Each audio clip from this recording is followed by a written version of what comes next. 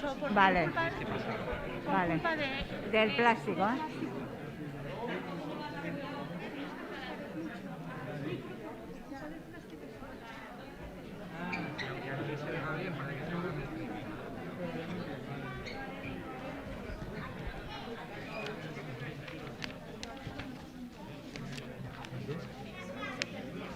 Eso no.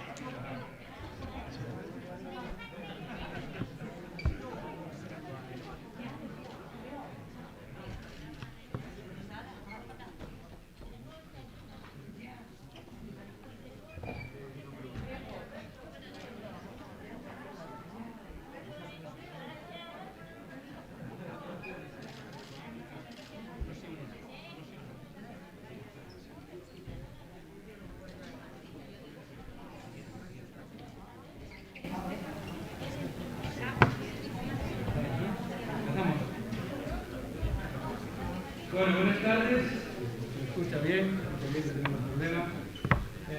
Bienvenidos a estas cuartas jornadas de Gijón, Sison, una ciudad con memoria. Bienvenido presidente, bienvenido compañera diputada, compañera del Grupo Municipal Socialista, de la Comisión Ejecutiva Autonómica y a todos que estáis hoy aquí con nosotros. Esta es la cuarta edición de estas jornadas. Los que los habéis seguido durante estas 4 ediciones, pues recordaréis el éxito que tuvo la primera edición y habéis visto como edición tras edición pues hemos ido incrementando la calidad y la repercusión de estas jornadas. Y en esta ocasión también se ha incrementado la duración, porque ya veis que durante toda la semana la agrupación ha organizado actos relacionados con la memoria y con estas jornadas. Agradecer a los intervinientes, gracias a los cuales pues tenemos la jornada que queríamos, a los que vais a compartir también nuestro trabajo en estas jornadas. Desde luego el trabajo al secretario de Memoria Histórica de la agrupación, al compañero Alberto Ferrao, al grupo de Memoria Democrática de la agrupación por su trabajo, y también a la colaboración de la Federación Socialista Asturiana y de su Secretaría de Memoria Histórica, la compañía Begoña. Estas son unas jornadas que están dedicadas a un alto propósito, a recordar a la memoria de las víctimas y de sus familias represaliados durante la dictadura y durante la guerra civil. Son unas jornadas que están pensadas para reivindicar los principios democráticos y los derechos fundamentales. Y sobre todo son unas jornadas de la verdad con justicia, de la verdad con reparación, de la verdad orientada para que no se vuelva a suceder los hechos que aquí narramos en estas jornadas, pues que circunstancias como estas no vuelvan a suceder nunca en nuestro país. Hablaba demasiado fuerte, ¿no? Sabéis que bueno, desgraciadamente podríamos pensar que la fuerza de los argumentos, a veces es un error en el que caemos todos y todas, ¿no? Que la fuerza de los argumentos, incluso la propia fuerza de los hechos que han sucedido en este país, eran más que suficientes para que determinadas realidades quedaran instaladas en la memoria colectiva de nuestro país. Pero desgraciadamente no es así. Y desgraciadamente la verdad es necesario que se siga defendiendo y que haya personas y entidades comprometidas con esa verdad, que haya espacios donde esa verdad se pueda difundir y que se haga con constancia y con rigor.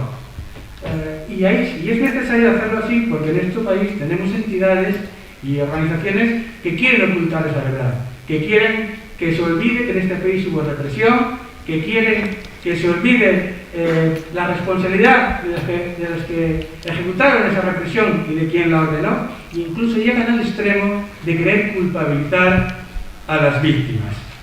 A mí me encantaría que este no fuera un tema de controversia política, que los derechos y las reivindicaciones de las víctimas no fuera cuestión de polémica, que el Estado tuviese el compromiso inequívoco de que recuperar las víctimas, los restos de los asesinados, es su obligación, de que las víctimas no aparecieran todavía hoy en la justicia española como delincuentes, que en nuestro país no hay espacios o entidades dedicadas a verificar aquel régimen terrible, que los principios democráticos o los derechos fundamentales sean la realidad de toda la sociedad sea un principio indudable de toda la sociedad y que también forme parte de la formación de nuestros jóvenes. En definitiva, que toda la sociedad entienda como algo lógico y normal reivindicar a aquellas personas que sufrieron por defender la libertad y la justicia. Pero sabemos que eso no es así. Sabemos que desgraciadamente estamos todavía debatiendo de estas cosas en nuestro país. Tendrá que ver, supongo, en parte cómo se gestionó la transición de nuestro país y también de las prioridades que había pues, en ese momento. Seguramente también, por qué no decirlo, de cierto de olvido, de dejadez por nuestra parte, quizá cuando la situación política ya lo permitía y no afrontamos ese debate. Sabemos en política que cuando no afrontas un debate, cuando dejas libre un espacio, otros pueden tratar de ocuparlo. Y tiene que ver, sin duda, con esa transición inacabada de la derecha española hacia una derecha moderna y europea. Pero también hay que reivindicar que fue un gobierno de José Luis Rodríguez Zapatero el que puso el primero de los grandes pasos a nivel institucional en defensa de la memoria y la reivindicación de la memoria histórica y democrática. Los derechos, en gran parte de la sociedad no es consciente de que los derechos están aquí porque se ha luchado por ellos. Y lo que es más importante, si no se defienden, se puede retroceder en esos derechos, se pueden perder incluso. Y si hace años quizá alguno pudiera considerar que esta declaración era un tanto alarmista, hoy en la actualidad de nuestro país podemos ver cómo tenemos a fuerzas políticas que simpatizan con aquel régimen terrible, que negaba derechos fundamentales a gran parte de la sociedad, que incluso colaboró con la Alemania nazi y les pidió que miles de españoles fueran enviados a los campos de exterminio y que aquellos que lograron sobrevivir, todavía fueron discriminados durante décadas por aquel régimen. Hablamos de fuerzas políticas que quieren negar derechos básicos a amplios sectores de nuestra sociedad, porque somos conscientes, y así lo debemos trasladar, que en una sociedad en la que los derechos de todos y todas no están salvaguardados, nadie está libre de ser una víctima. Todos lo podemos ser, y todas, por nuestra situación económica, por nuestra situación laboral, por nuestra condición sexual, por nuestras opiniones o por diversas circunstancias. Y en estas jornadas vamos a contar con un testimonio que nos va a trasladar hasta qué punto uno se puede convertir en víctima cuando vive en una sociedad en que los derechos fundamentales no están salvaguardados. También en estas jornadas vamos a tratar un tema que en otras ediciones lo hemos tratado de manera más tangencial, y es la importancia de que existan fondos y archivos históricos, de su protección y de su acceso como una realidad fundamental. Y lo es porque la memoria escrita es más difícil de manipular y por lo tanto es fundamental que podamos acceder a estos fondos, porque ese rigor y esa constancia que reclamaba en la defensa de la memoria democrática, con esos archivos, con estos fondos, es la mejor manera de desenmascarar a los oportunistas, a los manipuladores y a los que quieren confundirnos. Por eso los archivistas son ahora mismo de estos fondos y de estos archivos, son auténticos guardianes de nuestra memoria, y sabemos también, por tanto, la importancia de que estos fondos estén en manos que no los quieran ocultar ni los quieran manipular. En estas jornadas también lo vivimos ayer ya en la exposición de un documental, y lo veremos mañana también en una película, la importancia de contar también con medios audiovisuales que nos permitan contar esta realidad y llegar a más gente y de maneras diferentes. Yo solo puedo terminar diciendo una cosa, y es que el poner a disposición de la ciudadanía información de manera seria y rigurosa nunca puede ser motivo de polémica. Solo puede ser polémico para aquel que quiere ocultar la realidad, desde luego desde la agrupación municipal socialista de Gijón, como hace todo el partido y por supuesto el movimiento memorialista. Vamos a seguir trabajando para que llegue el día que en este país nadie trate de ocultar esa verdad, de que esto sea simplemente una política más del Estado en colaboración con el movimiento civil, pero que no sea más un elemento de controversia política, como además así sucede en Europa. Mientras eso no suceda, desde luego nos comprometemos a seguir impulsando todo el impulso político que sea necesario para la memoria democrática. Así nos comprometimos en la primera edición de estas jornadas y, como podéis comprobar, no vamos a dejar.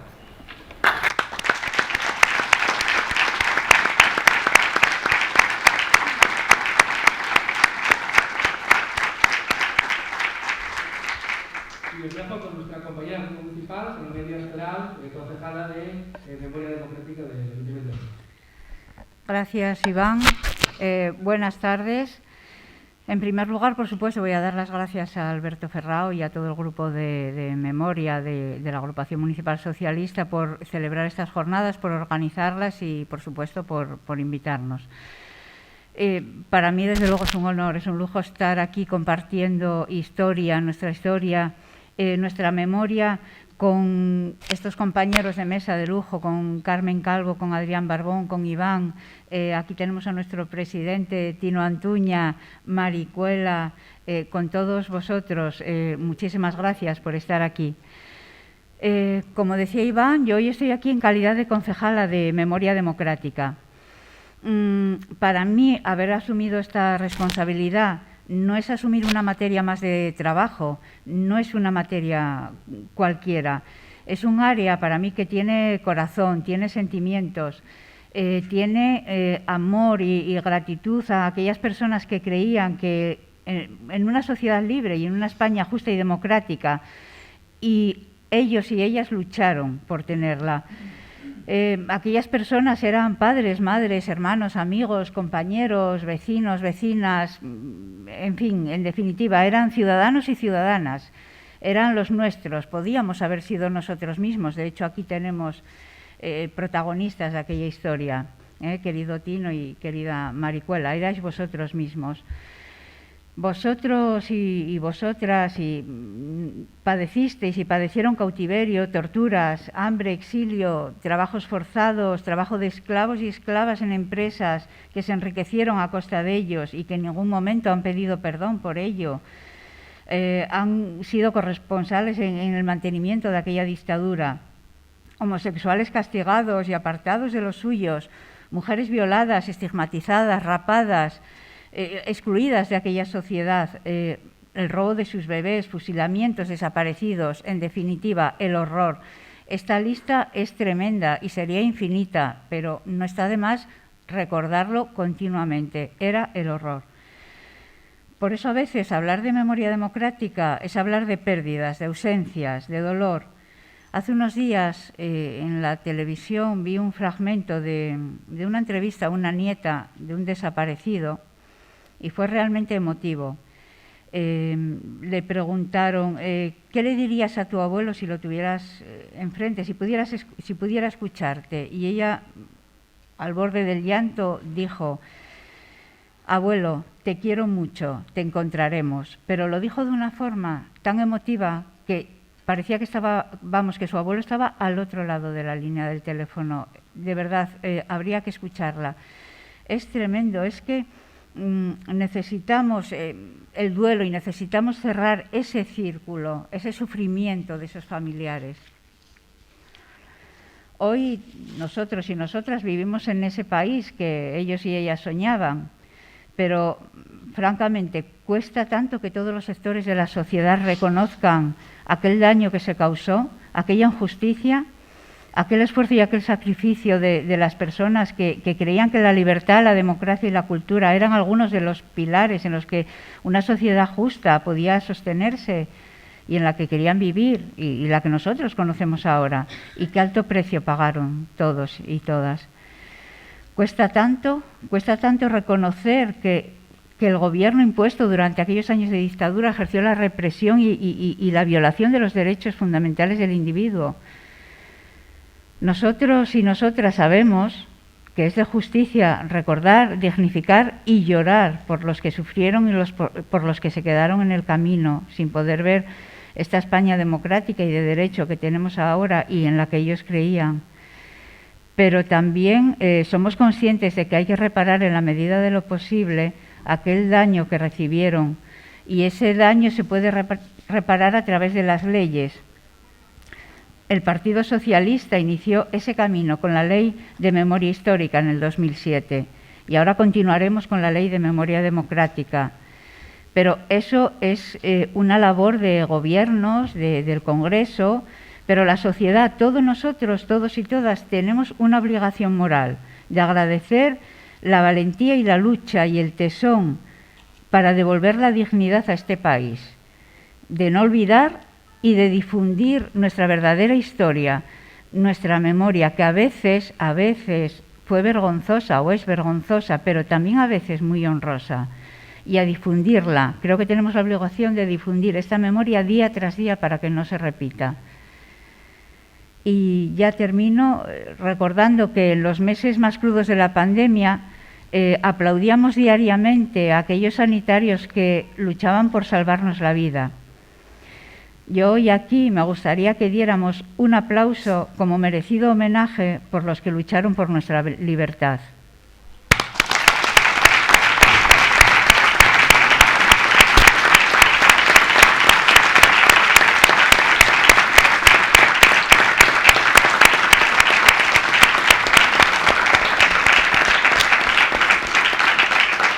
Gracias. Presenta, Carmen. Bueno, paso a... A mí. Te No, paso no. yo, creí que No, era no, Iván. que cierre Perdón Carmen. por la- Que cierre Carmen. No, que Sí, cierre no, Carmen pensé porque... que era Iván el que te No. presentaba. No. Además, yo ya a estas alturas, presentación...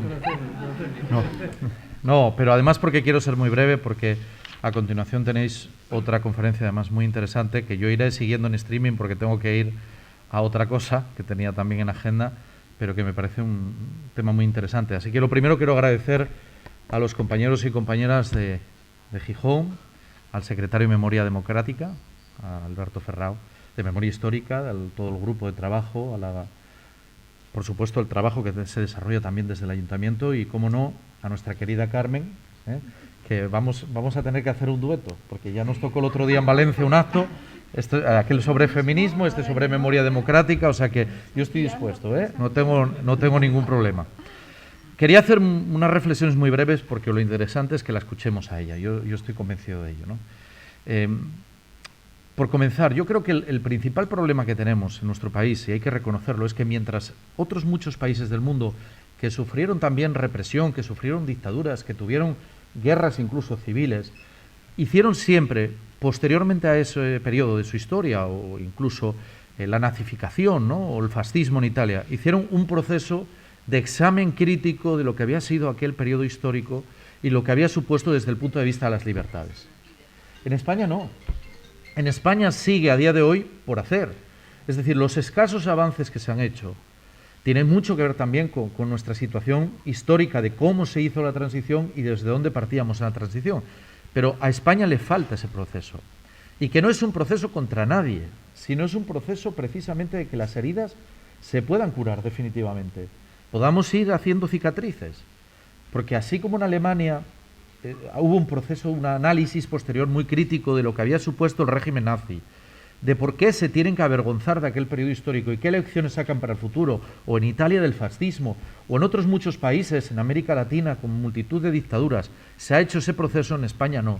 Y no se hizo porque la transición era un periodo muy complejo en el que unos de los incorporados a aquel régimen, evidentemente, migraron o contribuyeron a esa migración hacia un sistema democrático, recordad aquello de la ley a la ley, pasando por la ley, pero que supuso renuncias temporales que no pueden ser permanentes. Y se hizo un intento muy importante, un avance muy importante en el 2007 con la Ley de Memoria Histórica. Y ahora se hace con una Ley de Memoria Democrática un avance todavía mucho mayor, que yo creo que es la culminación de dar satisfacción a nuestra propia historia colectiva como pueblo, no la nuestra como socialistas, la nuestra como pueblo, como hombres y mujeres de una sociedad democrática libre. Y aquí quiero agradecer el trabajo de Carmen Calvo, porque en sus responsabilidades en la vicepresidencia primera se volcó de lleno en sacar y en trabajar en esta ley de memoria democrática, lo quiero destacar. Mirad, yo creo que tenemos que reivindicar la memoria democrática sobre todo como una garantía de la democracia. Hoy escuchaba, después de la publicidad que nos hizo en el Congreso de Valencia de unos podcasts que graba Felipe González en conversaciones con otras personas, escuchaba uno que grabó con ¿cómo se llama? No me sale el nombre, la alcaldesa de Madrid, ahí, la anterior. Manuela Carmena, perdón, que no me salía el nombre. Y decía una cosa Manuela Carmena en esa conversación con Felipe, que estaban filosofando y hablando un poco de la situación política, que ella era partidaria de la defensa del valor de los cuidados, es decir, del cuidar, que cada día más teníamos que hacer una política muy proactiva en el cuidado y que por encima de todos los cuidados estaba el cuidado también de la democracia y de la libertad. Y esa es la gran amenaza que hoy tenemos. Es decir, la amenaza que hoy tenemos es que bajo el nombre de la libertad se pervierte todo lo demás. Algunos arrían la bandera de la libertad cuando en realidad no quieren decir eso.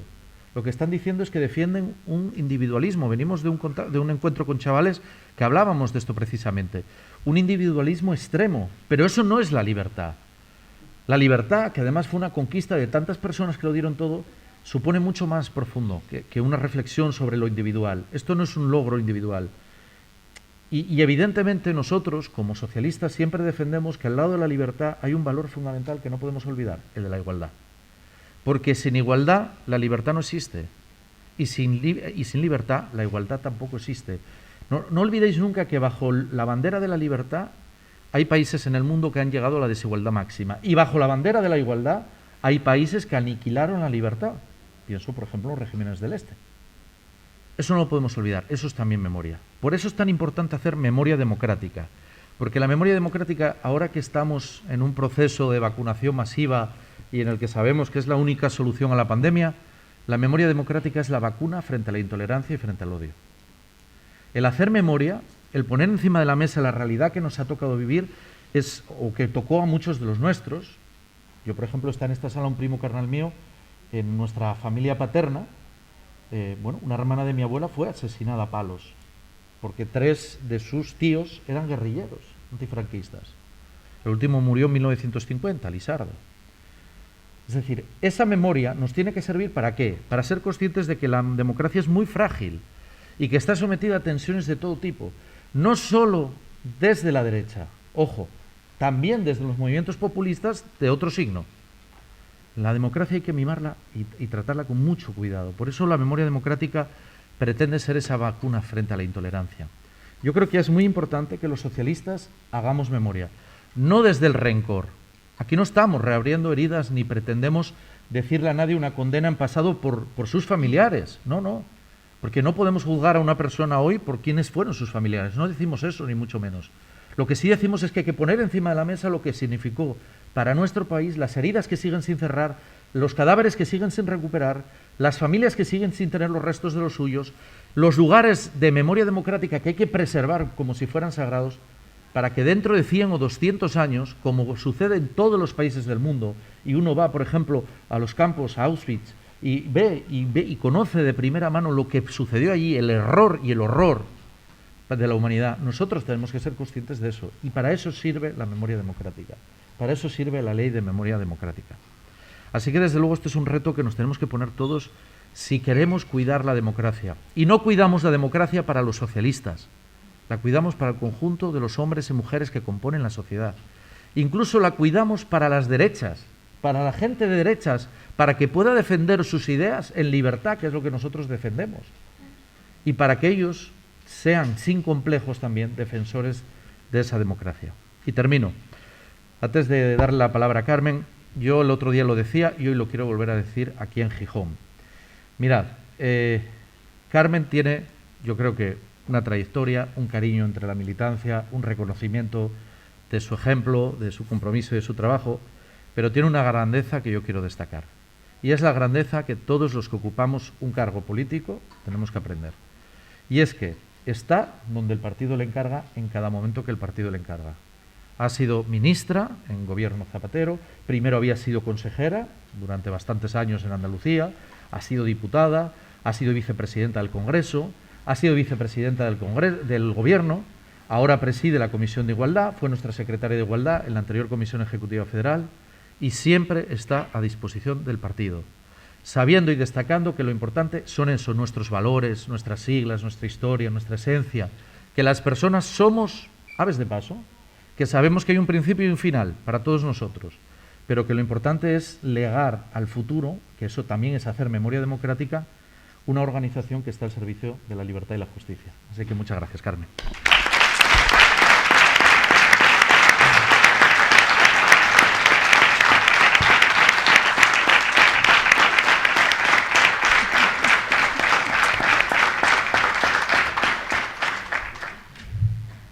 Buenas tardes.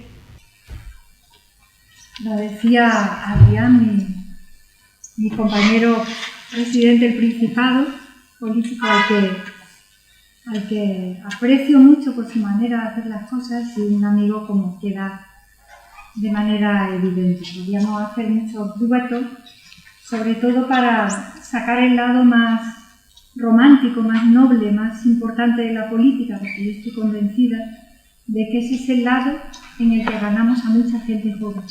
Ese es el lado de la política donde mucha gente joven está esperando espíritu, algo que llevarse a la boca, que no sea populismo, que no sean disparates, que no sean situaciones que nos conducen a cultivar al fin y al cabo la convivencia, que es de lo que va la vida en común. Así que estoy aquí sobre todo agradecida. El cargo más importante que tenemos los socialistas es el camino. Ese es el cargo que tenemos. Y el paso al frente que das el día que decides que este es tu sitio en el mundo, que es casi como un sacramento, es para toda la vida. Yo no conozco a nadie que incluso haciendo a la contra no deje de tener el germen de lo que siempre somos los socialistas, y cuanto más lo pienso, más claro lo tengo. Creo que las ideas socialistas son sentimientos racionalizados. Es la idea de la compasión convertida en solidaridad. Es la idea de la convivencia, del respeto al otro transformado en igualdad. Es la idea de la libertad para ti, pero también para nosotros. Creo que son sentimientos muy profundos que racionalizamos muy bien y que convertimos en ideas políticas, en programas electorales, en estrategias y luego en gestión de gobierno cuando las urnas nos entregan el poder limpiamente. Porque creo que eso es lo que hacemos los socialistas, es por lo que estoy convencida que ser socialista es lo más moderno que se puede ser en este mundo, y porque también pienso que es una suerte de humanismo que ha ido evolucionando desde nuestros primeros ancestros, los socialistas utópicos, hasta aquí, que nos hemos convertido en elementos constitutivos de garantía de que las democracias existan y resistan. Por eso digo, me siento muy agradecida a Iván, a Salomé, a Alberto, a todos los compañeros y compañeras, y puedo ver a Jimena tan gordita con Martina dentro, y naturalmente ver a Tino y a Maripuela, que no esperaba que estuviera tan lozana aquí delante, y aquí que la tenemos. Yo creo que tenemos que practicar estos valores de querernos entre nosotros, porque de esa manera somos también mucho más fuertes para afrontar todo lo que nos va rodeando. Mirad, lo apuntaban muy bien los compañeros, pero lo apuntaban muy bien Adrián. Decía que estoy muy contenta de estar aquí, entre otras cosas porque para que estuviera aquí, que no hace falta mucho para que yo esté siempre con la gente, siempre que puedo, habéis tenido dos emisarias que para mí son como dos hermanas, Luisa y Adriana. Luisa y Adriana son como mi hermana mayor y mi hermana la pequeña. Y Adrián es otro amigo, como veis soy una andaluza con familia asturiana. En realidad yo a Adriana le digo que es el huracán norte y ella me llama el huracán sur.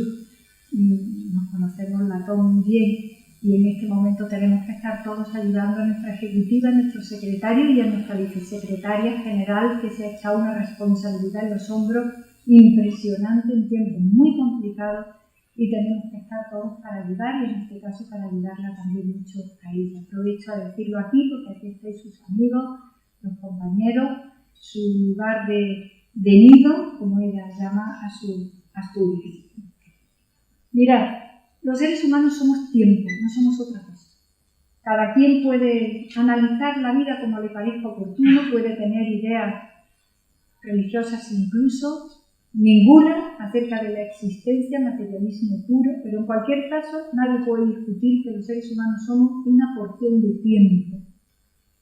Nunca sabes a dónde llegas ni por qué has llegado, no lo eliges, por eso somos socialistas, porque no eliges venir a la vida, así que no eliges venir al Gabón sin agua potable, seguramente para que a lo mejor te mueras antes de que cumplas el año y medio, en vez de venir a un lugar confortable de una Europa rica. Porque venimos de esta manera a la vida es por lo que hay que hacerse socialistas, porque el gran proyecto de la humanidad es ir tratando, sea cual sea el punto de arranque con el que has llegado a este mundo, incluso en cualquier lugar del mundo, hacer un proyecto de dignidad y de dignidad de la vida de todos, llegues como llegues. Ese es el arranque de la vida, que no eliges ni venir ni a dónde ir. Pero cuando estás aquí lo que es tiempo, solo es tiempo. Tampoco sabes el tiempo del que dispones, salvo que decidas algo muy drástico. No sabes el tiempo del que dispones. Esa es una parte de la magia del misterio de la vida, que tienes que administrar la incertidumbre continua de cuánto tiempo tienes, cuándo se te va a acabar el tiempo y cómo vas en ese camino tomando tus decisiones que van, de alguna manera, esculpiendo quién eres tú, tu propia posición en la vida.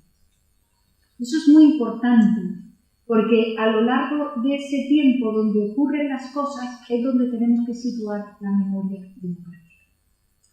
No tenemos derecho a olvidar, tenemos la obligación de no olvidar. Justo por esto, porque en esa cadena del tiempo y de los tiempos de los demás también, tú no te incorporas en blanco, tú te incorporas con el trabajo que han ido haciendo todos los demás.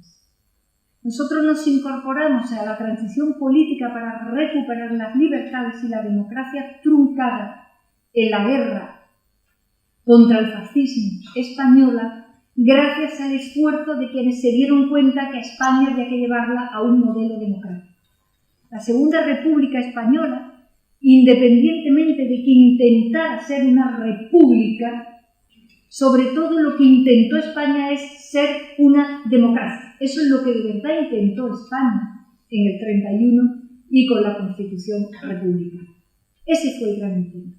Por eso se unieron tantas fuerzas, incluso fuerzas que no eran republicanas, porque el problema no era la forma de Estado, el problema era el sistema político por el que España quería incorporarse al carril de la modernización política de Europa. Y no lo conseguimos. Y no lo conseguimos porque la sociedad española estaba todavía muy estamentalizada en élites que acumulaban tal cantidad de poder económico y político que fueron incapaces de entender que el pueblo era un soberano. Ese es el giro que da esa Constitución. El pueblo se transforma en soberano verdadero hasta el punto de que Clara Campoamor tiene que advertir que será el pueblo soberano cuando estemos nosotros también, que si no, no será el pueblo soberano, porque no estará la mitad de la población. El giro político es de tal calidad, de tal radicalidad de todo lo anterior a la historia de nuestro país, donde se había estado debatiendo en un primer intento de república un modelo de monarquía controlada y limitada, en un modelo de participación política solo de los varones y antes solo de los propietarios y sufragios censitarios, que el giro político es de tal naturaleza que el fascismo europeo donde pega el primer zarpazo es en España. A mí me molesta mucho que a nuestra guerra, incluso en los organismos internacionales, en los años 30 y 40, se le llamara simplemente la guerra española. O sea, una guerra que hubo en un lugar, en España, sin más connotación. Y luego se le añadía guerra civil, porque se enfrentaban los civiles, como si el nazismo no fuera la guerra alemana y también una guerra civil en la que también se enfrentaron alemanes. ¿Me estoy explicando? Esto se resolvió de una manera muy cruel contra los demócratas españoles, porque se intentó resolver pensando qué curiosos son estos españoles, montan una guerra y se pelean ellos. No es verdad. La guerra española fue la primera guerra contra el fascismo en Europa y el primer zarpazo del fascismo lo pega aquí. Y lo tienen que aguantar nuestros compatriotas demócratas, entre los cuales estaban evidentemente también los socialistas. Esto hay que ponerlo en orden, porque si no lo ponemos en orden, no sabemos bien qué es lo que ha ocurrido después y qué es lo que tenemos que seguir haciendo. Al resto del fascismo europeo le ayudó todo el pensamiento democrático internacional, al punto de que Estados Unidos desembarca en Europa con la ayuda del reducto que queda en el Reino Unido, evidentemente para resolver la situación gravísima que acabó desembocando en la Segunda Guerra Mundial. Pero a la democracia y a los demócratas españoles no le ayuda a nadie. Tienen que padecer aquí, y cuando salen de aquí tienen que padecer en todo el reguero de exilio y de sufrimiento, sin reconocimiento ninguno de ser los primeros demócratas europeos que se enfrentan al fascismo, aminorados a la etiqueta de los españoles que se enfrentaron entre ellos y unos tuvieron que salir. No, salieron los demócratas, salieron los castigados, salieron los vencidos.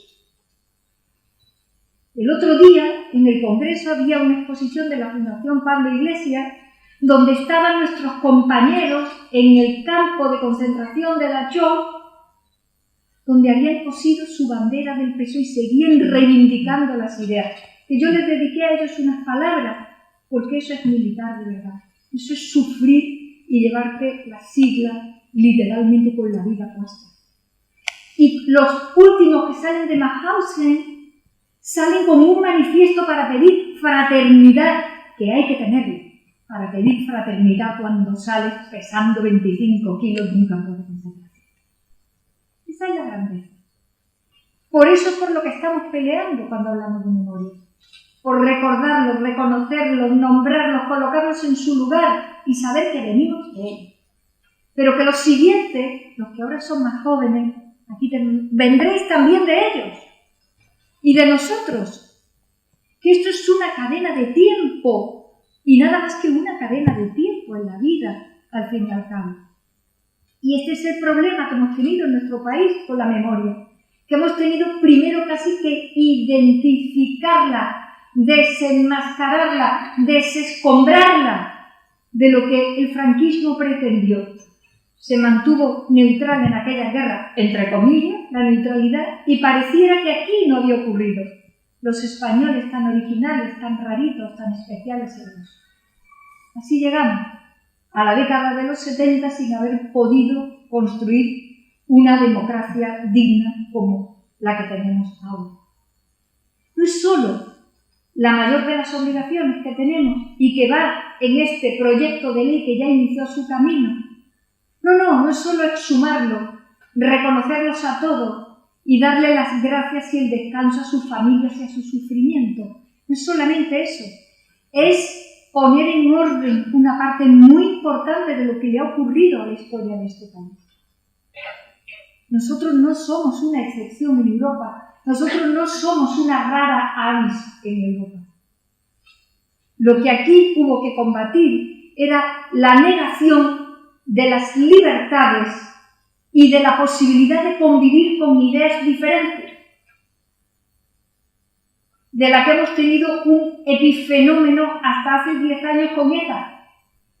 ETA era otro rostro del fascismo, vestido de otra cosa, asesinando también para el mismo objetivo, que no sea posible que convivamos. Y de vez en cuando tenemos debates que nos recuerdan, en términos vergonzosos, porque son tópicos tan infantiles que ofenden a la inteligencia, cuando alguien te dice que hay españoles de bien, y claro, luego están los españoles de mal a los que nosotros pertenecemos. Y luego además estamos las brujas, que somos todas nosotras a muchas horas.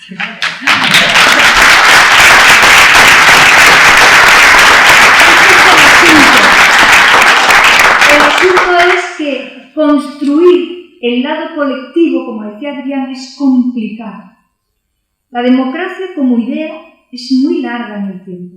Aristóteles ya tenía principios, rudimentos de ideas democráticas cuando le decía al gran Alejandro Magno: no te pases ni un pelo, que lo que tienes debajo de ti, cuando entras y conquistas un pueblo, son también gentes iguales. Pero de esos rudimentos a la materialización de la idea, tardamos la friolera de más de 2000 años. Y la democracia no ha hecho más que empezar. Nada más que empezar. En nuestro país tiene solo 42 años. Apenas 100 y pico más en otros lugares. La democracia plena, la que cuenta con nosotros. Por eso el feminismo es tan importante. La que cuenta con nosotros, con nuestro voto, nuestra participación, nuestros derechos y nuestra ciudadanía. No ha hecho más que empezar. Y algunos, que no creen en ella, la tratan de desmontar continuamente. Y otros, por otra punta, le quieren cargar tanto y tan rápido que no acaban de darse cuenta que es otra manera de desmontarla.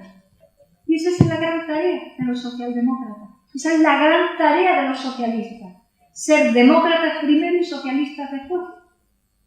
Demócratas porque entendemos que solo se puede construir un espacio de libertades sabiendo que hay otros diferentes de ti. Y socialistas porque entendemos que en la vida vamos en grupo y que si tu libertad es individual, tu igualdad es colectiva. Por eso somos imbatibles. No hay quien pueda desmontar lo que nosotros significamos y nuestras ideas. Es imposible, yo lo digo en muchas ocasiones porque es verdad. La política española, de una manera u otra, en la oposición, gobernando con mejores resultados, con peores resultados, gira en torno a nosotros. Siempre gira en torno a nosotros. Y no puede ser de otra manera, porque de frente es muy difícil decir que no somos iguales. Es imposible decirlo. Pero esto tiene un camino todavía muy corto. Y por eso la principal tarea que tenemos los socialistas es ahondar, sostener, profundizar y batirnos el cobre por la democracia. Y desarrollarla cuando nos tocan los poderes por la vía del bienestar. Es importante que lo tengamos claro, porque todos los que forman parte de la memoria democrática fueron compatriotas que estuvieron intentando lo mismo. Así de rotundo y así de importante. Y no podemos hacer otra cosa en el 2021 por nuestro país en el concierto internacional que decir que España va a terminar esta tarea pendiente, que la va a terminar como política de Estado, que la va a terminar con una segunda ley donde se ponen recursos públicos, 14 millones hay ahora mismo operando para exhumar cosas porque es la primera obligación de todos, el respeto debido a cada uno de ellos con su nombre y apellido. Que Franco no podía estar en un lugar de honor, que no podía estar y que fue la primera tarea que me encargó el secretario general.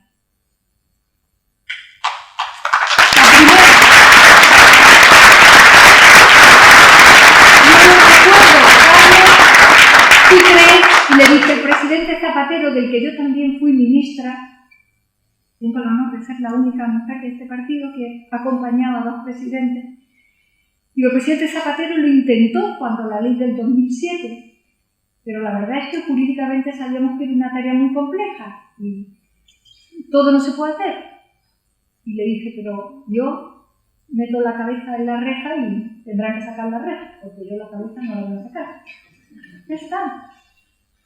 Y hemos recuperado el Pazo de Meirás, porque era símbolo completamente ofensivo de lo que todavía la democracia española le estaba consintiendo al dictador y a la memoria del dictador. Y esas tareas eran importantes. Y vamos mucho más rápido de lo que yo me imaginaba, porque en apenas 3 años hemos hecho esas dos cosas que no son fáciles. Se está ya preparando todo para poder exhumar en el Valle de los Caídos y la ley está ya tramitándose y pasa de memoria histórica a memoria democrática. La memoria histórica es todo lo que puedas recordar. En realidad es una redundancia. La memoria democrática es algo más selectivo y mejor pensado. Es la historia de los últimos 200 y pico años de este país. De esa de la que hablaba Zaña. Cuando decía Zaña, cuánto me duele que este país se tenga que levantar todas las mañanas inaugurando el mundo. Aquí hay ya una historia y una trayectoria de liberales, de afrancesados, de modernos que han querido tirar luminosamente España, que por cierto todos acababan en los exilios. Y eso arranca justo cuando desde la Constitución de Cádiz España, pero sobre todo los españoles, se convierten en el soberano del mundo. Y esa es toda la historia que tenemos que buscar. Por eso estuve aquí en Tineo, con Adrián, con el presidente, para reivindicarnos a todos. Y claro que tenemos el episodio más tremendo, el de la guerra contra el fascismo, porque a ellos los tenemos todavía desaparecidos. Este partido no va a parar hasta que los identifiquemos a todos, porque hasta ese momento no habrá respeto para todas las víctimas, para todas. También encontraremos a los nuestros, porque los nuestros estuvieron allí, como bien sabemos, Estuve hace como un mes en mi pueblo siempre se hablaba de un topo, de alguien que había estado 7 años escondido entre las nubes. Pasando los años hemos descubierto que el topo era compañero del partido. Claro, como no se podía hablar, que hemos tenido que vivir además en silencio, no se podía hablar. Pues no sabíamos en mi pueblo quién era el topo. Hemos descubierto que el topo era un compañero que salva la vida porque otro compañero que era concejal, cuando le pegan un balazo en el muslo, lo devuelve a su casa y a él lo asesinan. Asesinan al otro compañero. El otro día hicimos un acto de homenaje con uno de sus hijos todavía vivo. Y su hijo preguntaba dónde está la familia de Meléndez, el concejal socialista que le pudo salvar la vida a mi padre. No podéis imaginar por qué había allí familia de Meléndez. Y aquello lo tuvo que ver toda la derecha de mi pueblo. Como ese día que arrancó a aplaudir uno de mis hermanos estaba al lado y le dijo: tú no aplaudas que eres de Vox. Hombre, dice que yo esto no lo sabe.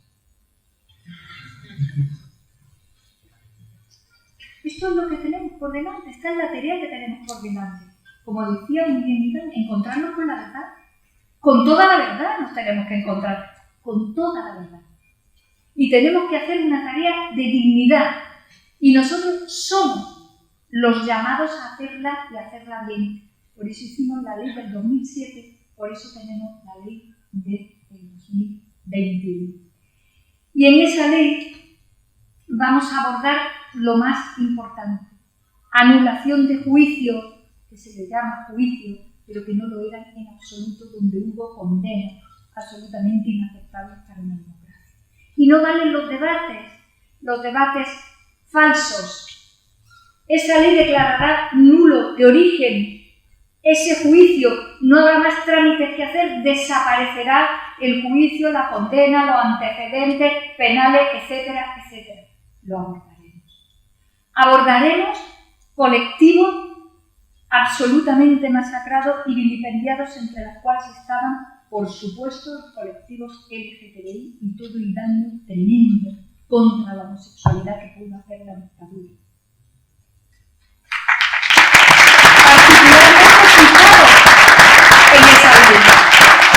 Fijaros en esa ley, porque a esa condición de la libertad sobre tu opción sexual se añadía la ignominia de la dictadura y de las mujeres. Las mujeres sufrían una represión todavía más irracional. ¿Sabéis que se llamaban asesinatos por sustitución? Se llamaban. ¿Tú casi lo has contado? Te asesinaban a ti porque tenías un marido, un padre o un hermano. El colmo de la crueldad, la apoteosis del machismo. Tú no eras nada, tú eras un ser aparejado, una especie de anexo del ser principal, que era tu marido o tu padre, que era del bando perdedor. Y tú eras tan nada que a ti te podían asesinar por sustitución. No había asesinatos por sustitución, apenas de varones. Los asesinatos por sustitución los tuvimos que pagar las mujeres. Toda esa memoria, obligada como política de Estado en una ley, es la dignidad que requiere esta democracia. Es verdad que el nazismo en Alemania o en Italia, incluso los franceses, que tienen un problema muy importante con su memoria, Francia tiene un problema muy importante con su memoria. A Alemania le quedan todavía cosas por terminar, Italia también. Es verdad que la apoteosis de lo que significó el fascismo italiano y el nazismo en Alemania fue de tal calibre que si querían seguir arrancando, no les quedaba más remedio que hacer la catarsis que tuvieron que hacer. Nosotros no hicimos aquella catarsis porque aguantamos al dictador hasta el final y por lo tanto estaba cantado que entre eso y la nebulosa de lo que había ocurrido en España nos iba a costar mucho más trabajo. Pero lo decía Iván, igual no estuvimos rápidos, pero ahora sí tenemos que ir rápido y de manera certera en lo que tenemos que hacer. Porque ahora son los organismos internacionales los que nos dicen que el derecho humanitario internacional no le puede seguir consintiendo a una democracia tener miles de desaparecidos, porque tenemos miles de desaparecidos. Así que ahora toca hacer las cosas definitivas y en la recta final bien y rápido. Hay otros países que han hecho las cosas de otra manera y hay bolsas todavía de problemas. En Alemania les quedan todavía. En Alemania, las grandes empresas alemanas, muchas de ellas que colaboraron con Hitler, pusieron las frioleras de 14.000 millones en la mesa para resolver su mundo. Le iba al negocio también de paso y la guerra nazi también de paso. Francia tiene todavía problemas, entre los cuales está reconocer la aportación española a su resistencia y a su lucha contra el nazismo.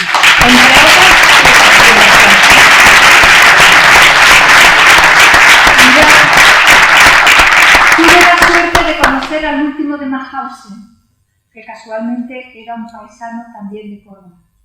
Me dijo: Carmen, me fui a los 17 años de mi casa para pelear por la República. Mi madre tardó 10 años en saber si estaba vivo o muerto.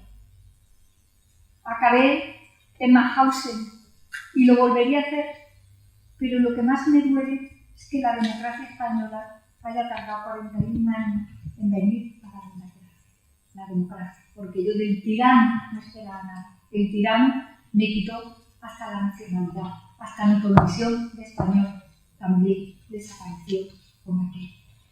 Y Francia tiene todavía una tarea que hacer.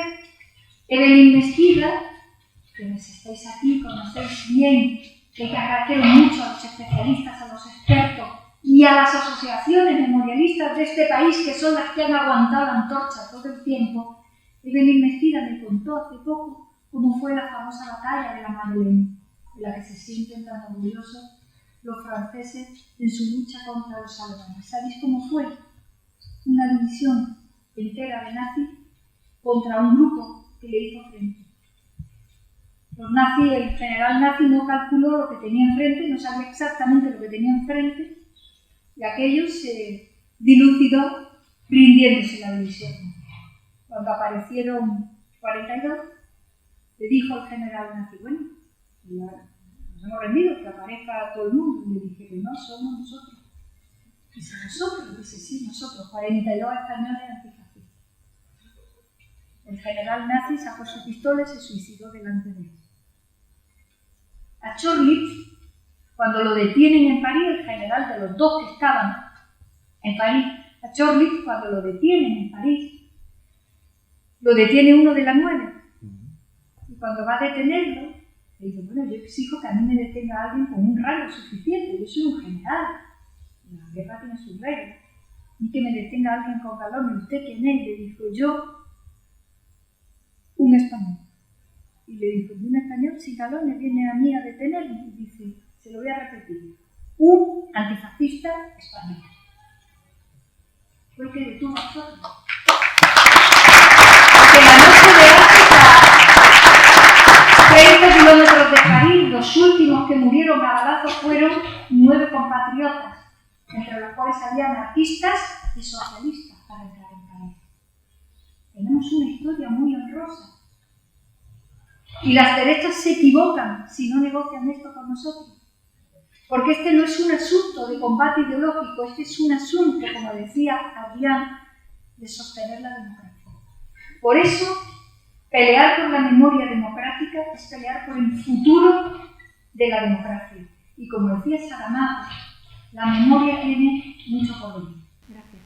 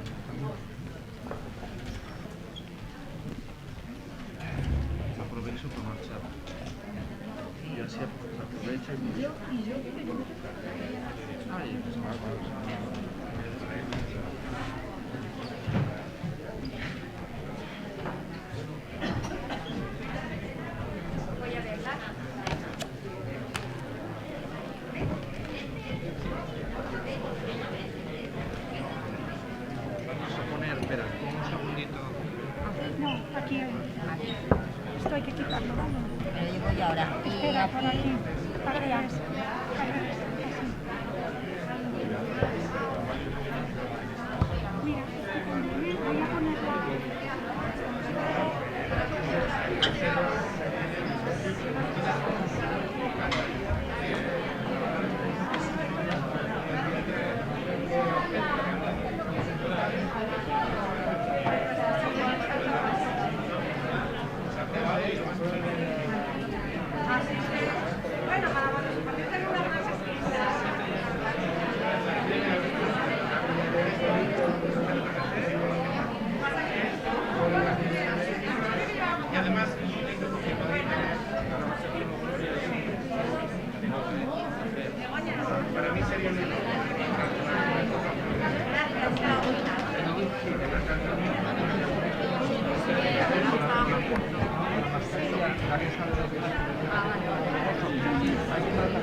Hay que acercarse un poco, lo que pasa que si tocas con la mascarilla ya viste el ruido que le da. Ya.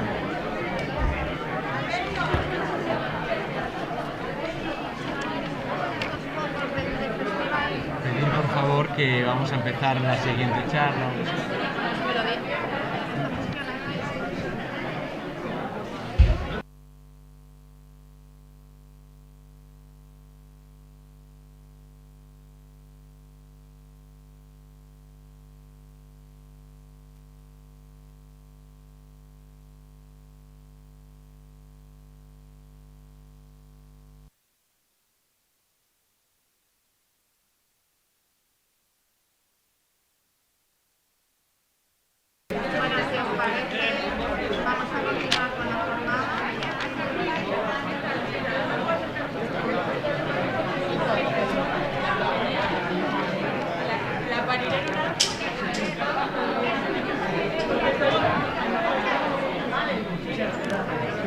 Déjalo.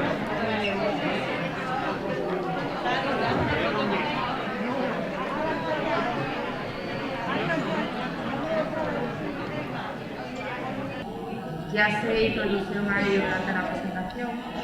Quiero recordar unas palabras del secretario general cuando dijo que cuando en una sociedad los derechos no están salvaguardados, cualquier persona se puede convertir en víctima. Y esto es lo que le sucedió a Antoni Ruiz, que está aquí a mi izquierda, a quien tengo el honor de presentar. He estado estos días leyendo sobre su persona y la verdad es que es muy interesante todo lo que nos tendrá que contar. Y bueno, él fue víctima de una ley que hubo en este país desde el 70 hasta el 95, si no recuerdo mal. En el 95 se derogó, Sí. o en el 96, Sí, por ahí, perfectamente. que era la ley de peligrosidad y rehabilitación social que sustituía a la antigua ley de vagos y maleantes. Era una ley curiosa porque no había necesidad de que las personas cometieran un delito para ser encarceladas. Simplemente sus características personales o sus modos de vida y que el régimen considerara que pudieran ser calificadas esas personas como peligrosas, pues ya era motivo suficiente para que pudieran entrar en prisión, como le pasó a él y como seguro nos contará a continuación. Entre los grupos que se consideraban peligrosos, los voy a leer así rápidamente porque, bueno, para que veamos cómo las cosas afortunadamente van cambiando. Pues se me contaba la mendicidad, la homosexualidad, el vandalismo, el tráfico de drogas, la pornografía, la prostitución y el proxenetismo, la inmigración ilegal y cualquiera que fuera considerado peligroso, moral o socialmente por el régimen y por tanto que necesitara esa rehabilitación social que venía en el nombre de la ley, ¿no? Bueno, las circunstancias personales por las que Antoni Ruiz pasó por su condición sexual es uno de los motivos por los que está aquí esta tarde, pero hay otro motivo también que yo quiero destacar, y es que una vez que él salió de prisión, pues podía haberse quedado de brazos cruzados, igual que las miles y miles de personas que seguramente pasaron por situaciones parecidas a la suya, Sin embargo, desde el primer momento en que salió de prisión, llevó a cabo una intensísima labor activista en favor no solamente de las personas como él que pertenecen al colectivo LGTBI hasta hoy en día, que sigue con este activismo, sino también por el reconocimiento de las víctimas de la ley y por el reconocimiento de las personas que fueron encarceladas injustamente, ¿no? Entonces, bueno, esos serían los dos motivos por los que contamos hoy con su presencia. Actualmente es presidente de la Asociación de Expresos Sociales. Ha tenido un montón de reconocimientos y de premios por su labor activista. El último ha sido la alta distinción de la Generalitat Valenciana, que le concedieron la semana pasada, el día 9 de octubre. Y ha sido un activista clave para lograr la petición de perdón por parte del Estado, de lo que también se habló en la inauguración, y las indemnizaciones a los perseguidos por la dictadura, que eso tuvo lugar entre 2004 y 2007. Bueno, y luego a partir de 2007, con la Ley de Memoria Histórica entonces, pues ya se empezó a haber dinero para las indemnizaciones y demás, ¿no? Así que nada, sin más, tienes todo el micrófono para ti. Pues nada, muchas gracias. Gracias. Gracias en primer lugar por la invitación y estar aquí en Asturias. No es la primera vez ya que estoy aquí. He sido invitado muchas veces por parte de SEGA, ahora por el Ayuntamiento y los compañeros del Partido Socialista. Y voy a empezar explicando una cosa que muchas veces me da mucha rabia, ¿no? Muchas personas piensan que la República hizo la ley de vagos y maleantes para castigar la homosexualidad, ¿no? Eso no es cierto. La ley de vagos y maleantes de la República no se castigaba la homosexualidad, para nada. Luego, posteriormente, cuando se pierde la guerra, como decía nuestra querida vicepresidenta, ¿no?, pues se empieza a enviar a los homosexuales, lesbianas y, bueno, los pocos travestis que entonces se decía, hoy en día se les llama transexuales, a los manicomios, ¿no? De hecho, tengo documentación que un chiquito de 8 años, pues en el 44, porque unos compañeros de su finca pues le obligaban a hacer una serie de felaciones y tal, por intercambio de un cromo, ¿no? Estamos hablando del 44, es denunciado por los familiares y se lo llevaron al manicomio de Valencia, ¿no? Es decir, lo tenemos aquí, el documento. Y posteriormente esto continúa hasta 1954, donde el excelentísimo señor Rana, yo le digo Rana por lo de los pantanos, ¿no?, pues hace la reforma de la ley de vagos y maleantes y introduce ya la persecución de los homosexuales a capa y espada, ¿no? Y lo especifica claramente que estos deberían de ser reeducados y mandados a ciertos lugares. Más bien eran lugares de campos de concentración, como Fuerteventura Tefía, que era un desierto, era un campo, entonces en aquella época era un campo de aviación donde aterrizaban los nazis, es que casi todo está unido, ¿no? Y bueno, pues lo convirtieron en un campo de concentración. No había ni muros, porque en Fuerteventura, evidente, no te vas a poder escapar porque es un desierto, ¿no? Y les hacían la obligación de trabajar, trabajos forzados, ¿no? Unas colinas para arriba, unas colinas para abajo, con piedras, para no hacer nada más que para hacer 4 barracones, dormían en el suelo, en un puñado de paja. Aquello lo tenía organizado un cura del ejército español, ¿no?, de los triunfadores, y comían pues bastante mal, no me acuerdo del alimento cómo se llama, que el bofio, ¿no? Sí. Gracias, Joaquín. Es que se le pierde de presidente y tiene... Y el bofio pues se lo tenían que comer con gusanos y todas las cuestiones, ¿no? Fueron las personas que más sufrieron, pero no solo hubo ese campo de concentración.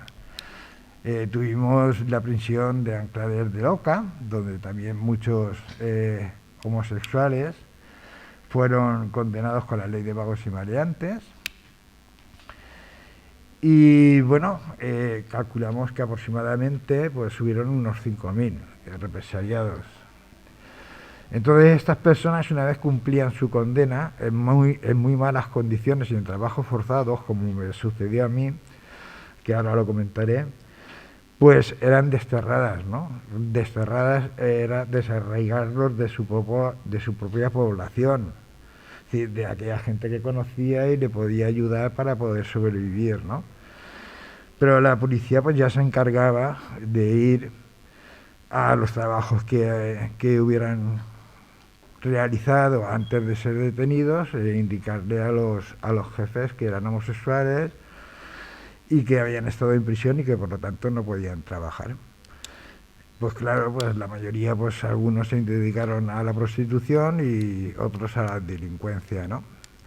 Posteriormente, la ley se endurece mucho más cuando el régimen franquista entra el gobierno, digamos, del Opus Dei, ¿no?, en el 70, y ya la pone bastante mucho más dura por la influencia de la Iglesia Católica, ¿no? Y entonces ya no hay un Dios que se salve. Es decir, con la ley de peligrosidad social ya no hay un Dios que se salve. Ahí va cualquiera, lesbianas, homosexuales, travestis, transexuales, gente que tuviera amaneramientos, ni siquiera se les podía, ni se les hacía juicio tan siquiera. Es decir, el juez de peligrosidad social dictaba que, bueno, tenía que estar en un centro de reeducación, que en realidad eran prisiones, se crearon dos prisiones que nunca hicieron la función de reeducar, porque se suponía que lo que estaban haciendo era reeducar. Pues no, iban simplemente a parar a todas las prisiones tan normales como otras cualquiera, con criminales, con asesinos, con personas de mal vivir. Para ellos fue tremendamente, pues, una gran desgracia, ¿no?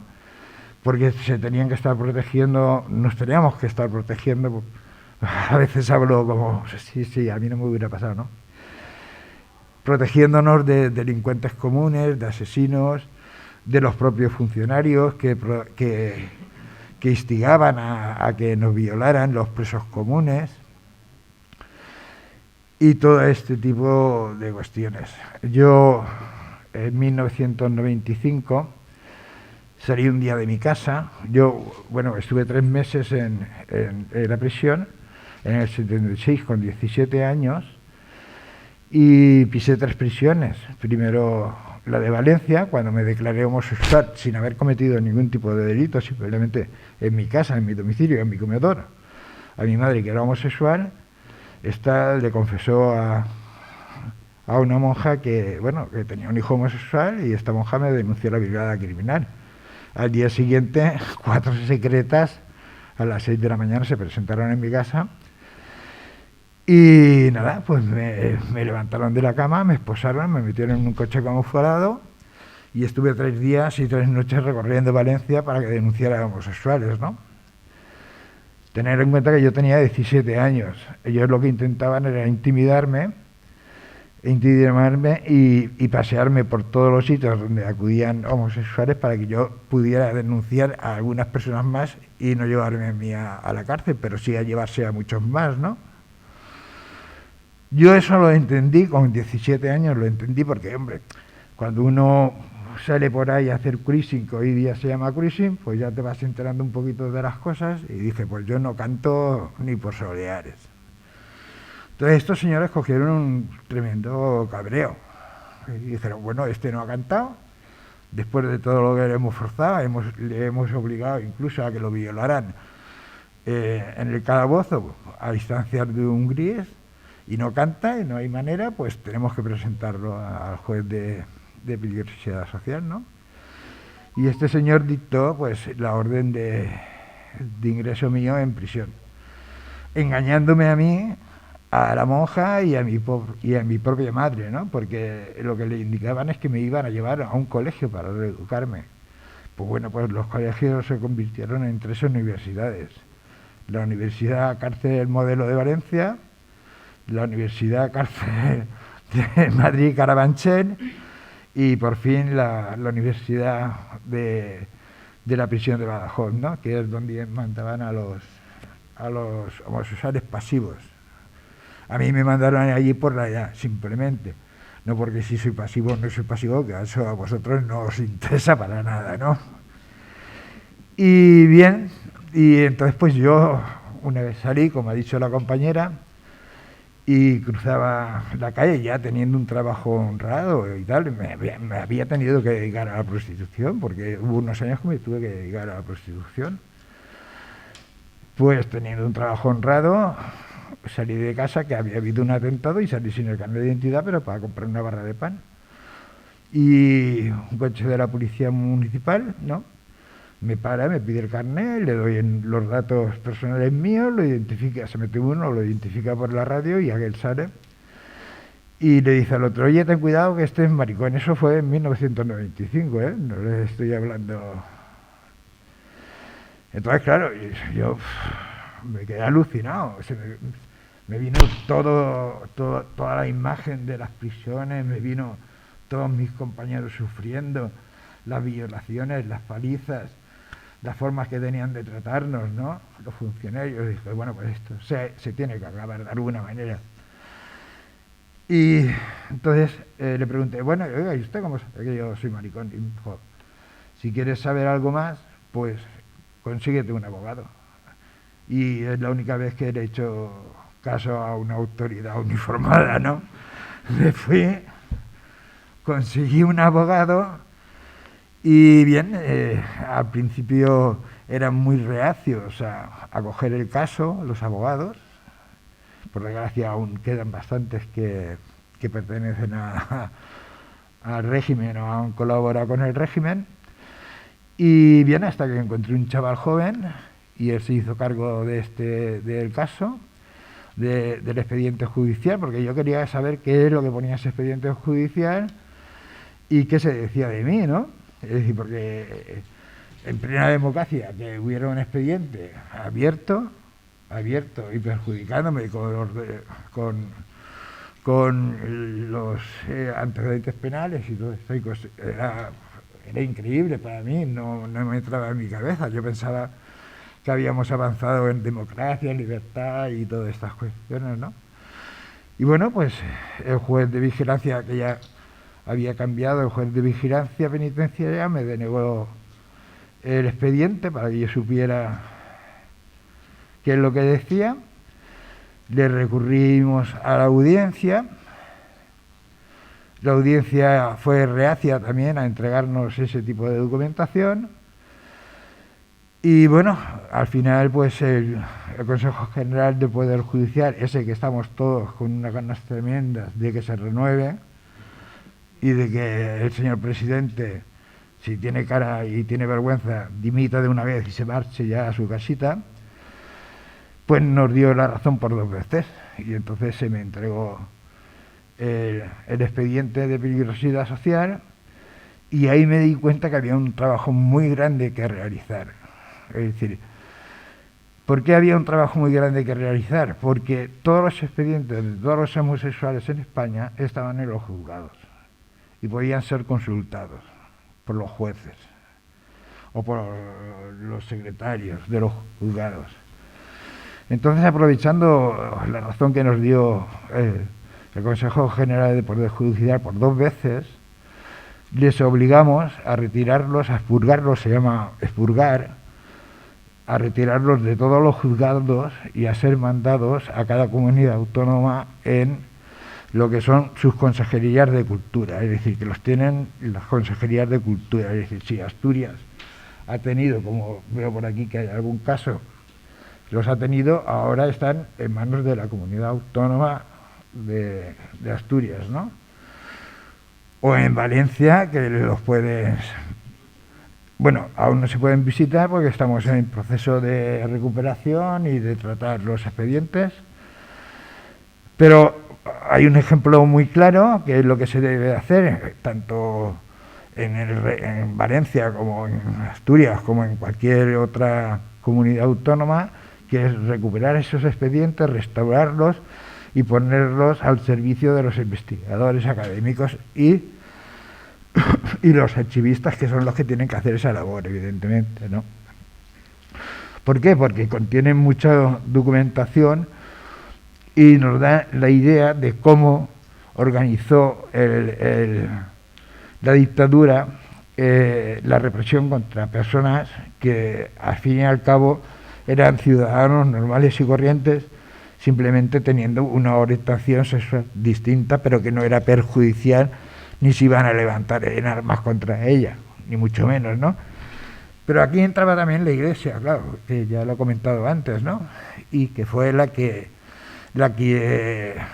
patrocinó ese tipo de represión tan cruda y tan dura, que llegó el momento que, bueno, pues más de 5.000, porque tenemos contabilizados aproximadamente unos 5.000, pero conforme se vayan abriendo los archivos, pues iremos viendo más lo que sucedió.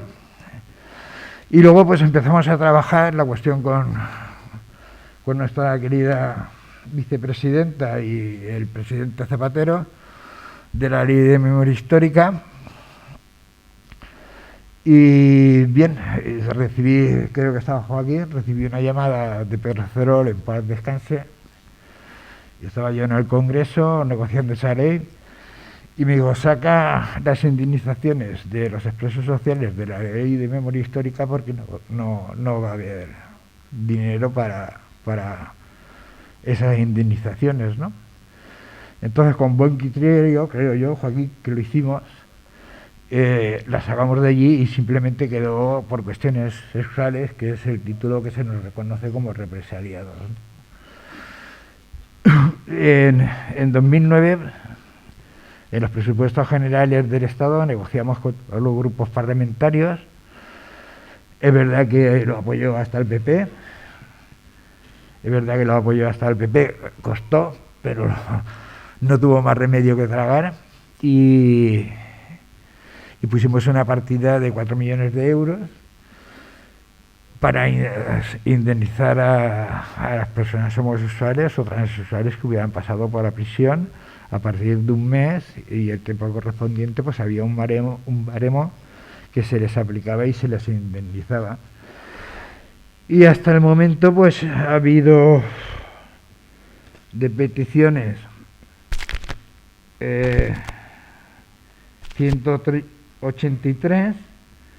Hay que tener en cuenta que eran personas ya muy mayores y la mayoría ha fallecido. Positivas subieron 116 indemnizaciones, y en el Principado de Asturias pues hubo una que fue positiva, la cual me alegra muchísimo. Y bueno, pues ahora pues estamos en las mismas con la Ley de Memoria Democrática. Se va a recuperar el dinero que no se ha gastado en la partida de 4 millones de euros y de alguna manera se va a intentar recompensarles porque desgraciadamente fue muy mínimas las indemnizaciones que recibieron, y también tenemos que intentar paliar un poco los efectos colaterales que les crearon a las familias, como a nuestros descendientes. Por ejemplo, aquí tengo a mi sobrino,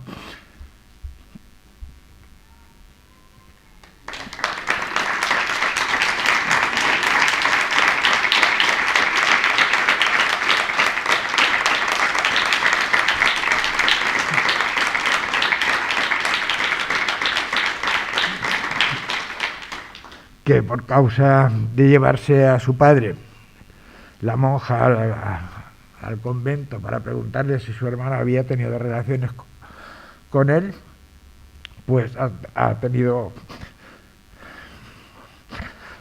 que sufrir consecuencias duras, porque su padre estaba limitado. También ha sufrido las limitaciones a través de mi persona, pues ha recaído, como decía Carmen Calvo, no solo las víctimas, sino también los familiares, ¿no?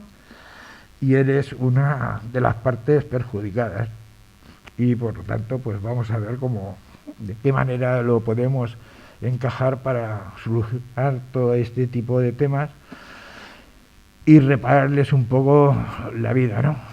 Yo ya soy bastante mayor, pero lo que sí que deseo es la reparación de todas y todos mis compañeros y de todas las personas que han tenido que sufrir por haber tenido un familiar homosexual o transexual, y de lo que nos ha castigado pues la dictadura, porque a ellos también les ha afectado y muchísimo. Así que muchas gracias, me pongo a vuestra disposición y lo que queréis preguntarme, pues...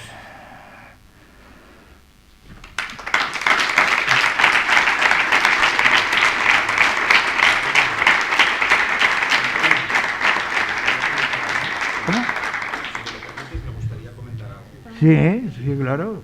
¿Puedes pasar aquí? Hola, yo desde aquí, gracias. Bueno, encantado de estar con vosotros, como ha dicho Antonio, me llamo Joaquín y tengo el honor de ser de Asturias, de Oviedo, vivo en Madrid, ahora en Lisboa, y soy el vicepresidente de la Sociedad de Derechos Sociales, pero quería aclarar un tema, porque él ha hablado de 4 millones de euros, no vais a pensar que aquí Antonio se ha hecho con un dineral como si le hubiera tocado la mano al otro, para nada, porque Antonio, no hay dinero que pueda pagar pues una juventud truncada y toda una vida, bueno, pues como la que has vivido, tan compleja, con tantas dificultades, como has tenido que reconstituirte. No sé si quieres hablarnos específicamente de en cuánto se ha pasado tanto sufrimiento, para que no... El sufrimiento de un mes venía de un mes a 3 meses, eran 4.000 euros. Y luego había un baremo que iba subiendo un poquito más, ¿no? Pero muy mínimo, es decir, de 116 personas se ha gastado de esos 4 millones de euros. Una cosa que nosotros pusimos hacer un fideicomiso para que luego el dinero eso, cuando nosotros falleciéramos, volviera a pasar al Estado, ¿no? No se admitió en su momento en Moncloa, pero bueno, de 116 personas que han sido indemnizadas ha gastado 600 o 660.000 euros, nada más. Es decir, que queda muchísimo dinero por gastar. O sea, que en tu caso concreto han sido 4.000 euros con lo que han tratado de indemnizar pues una vida ciertamente truncada. Y yo quiero recordar esto, un adolescente de 17 años que tiene la gallardía en el año 1976 de decirle a la madre: mamá, oye, que yo soy bi, punto. Y la madre, pues la pobre mujer, no sabía cómo orientarse, pidió el apoyo de una monja y a partir de ahí lo has contado todo muy bien. Yo quiero deciros algo que es muy importante, Soy profesor, o hasta hace poco tiempo, cuando trabajé como profesor, primero en Infiesto y después en distintos sitios en España, y he tenido la suerte de trabajar en favor de los adolescentes LGBTI que están en una situación todavía hoy de riesgo, porque tenemos las leyes, pero cambiar las leyes es mucho más fácil que las pautas culturales de un pueblo. Y lamentablemente, todavía hoy, muchos adolescentes LGBTI, o que se presuponen que son homosexuales y transexuales, sufren acoso escolar en las aulas, y lo triste es ver cómo responsables educativos de distintos estamentos prefieren mirar hacia otro lado. Y hay un hecho que es verdaderamente dramático, y es que 50 jóvenes homosexuales y transexuales, chicos como Antonio, pues que deciden acabar con su vida porque no tienen el apoyo ni de las familias ni tampoco del estamento educativo. Y esto es verdaderamente muy grave, En 2021, 50 jóvenes han perdido la vida y esto es un fracaso de toda la sociedad. Y es inadmisible que esto pase. O sea que esto de creer que porque haya leyes que supuestamente nos ponen en una situación de equidad respecto a las personas heterosexuales, eso está muy bien sobre papel, pero es necesario que la sociedad haga bandera precisamente por los más vulnerables. Y como estamos en Asturias, yo no me quiero resistir, y ya de verdad que acabo, porque no quiero tampoco... No, eres el experto en educación, yo... En cualquier caso, como estamos en Asturias, yo quiero referirme pues a cómo viví yo también mi orientación sexual, si me lo permitís, siendo joven, adolescente, de Oviedo, pues yo vivía en el Grupo Santa Bárbara, en las casas de la fábrica de armas de Oviedo, que estaban al lado del hospital psiquiátrico, de la Cadillada. Y efectivamente yo fui un joven acosado, con muy bajísima autoestima, y también de otra manera pude recomponerme. Hoy soy un hombre muy, muy feliz, de verdad, verdaderamente soy un hombre muy feliz. Pero hay dos hechos que me gustaría rescatar. Y uno es que con 15 años, recuerdo que había una estación, la estación del Vasco, absolutamente maravillosa, que se derribó, muy triste, porque pienso que ha sido un gran error, ¿no?, de la persona que en aquel entonces tenía encomendada la dirección de la ciudad. Pero recuerdo que estaba paseando por la estación con un amigo y nos detuvo la policía y bueno, pues como teníamos un poco de afectación, a mí la policía me detuvo y me llevó a un cuarto y me preguntaron literalmente si yo era mariquita. Y yo me negué en rotundo a hablar sobre esto y dije, no, no, para nada. Bueno, me quitaron las pertenencias, me hicieron todo tipo de presión psicológica. Y hubo un momento en que el policía me dijo, mira, si me dices que eres mariquita, te suelto. Y afortunadamente yo seguí mis 13, no le verbalicé cuál era mi condición sexual. Yo pienso, Antonio, que si hubiera dicho, hubiera tenido la gallardía, la valentía que tú tuviste entonces para decir abiertamente que era homosexual, probablemente las cosas me hubieran ido mucho, mucho peor. Entonces, esto fue ayer mismo, que no nos olvidemos, porque da la sensación como que aquí las cosas, bueno, estamos hablando de la prehistoria para nada, o sea, hasta hace muy poco éramos lo peor de lo peor. Los homosexuales y los transexuales, lo peor, vamos.